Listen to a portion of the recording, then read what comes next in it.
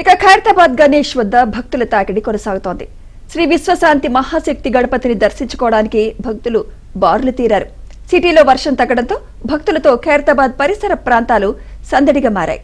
ఈ ఒక్కరోజే దాదాపు 3 లక్షల మంది వరకు భక్తులు దర్శించుకునే అవకాశం ఉందని ఉత్సవ నిర్వాహకులు చెబుతున్నారు. ఖైరతాబాద్ గణేష్ వద్ద సందడికి సంబంధించి మరింత సమాచారం మా ప్రతినిధి నుమాన్ అందిస్తారు.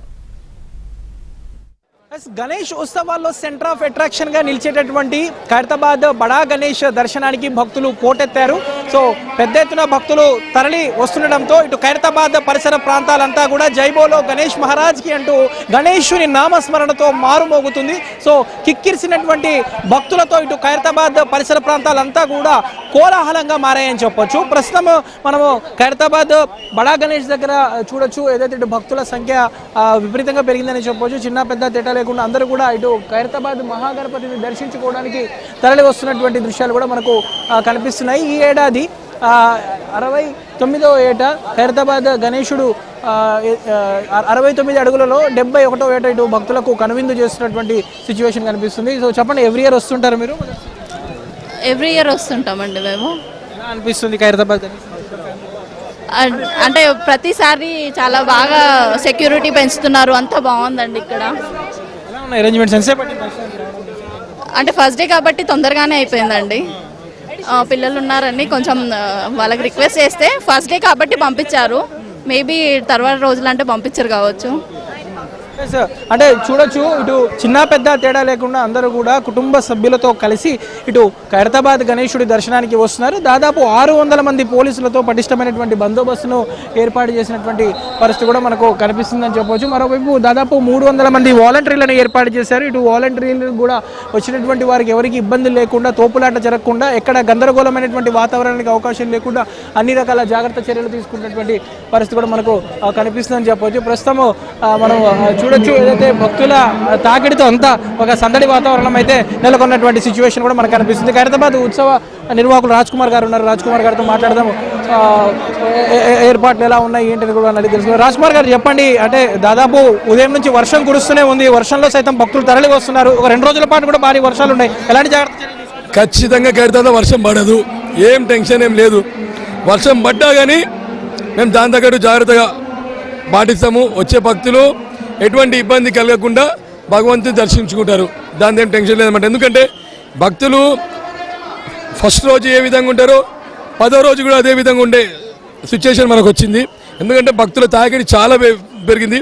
ఇక్కడ పోలీస్ సిబ్బంది, వాలంటీర్స్, మెంబర్స్ అందరూ కూడా అన్ని రకాలుగా జాగ్రత్తలు తీసేసుకొని వచ్చే భక్తుడు ఈజీగా దర్శించుకొని వెళ్ళే విధంగా ఏర్పాటు చేస్తున్నాము.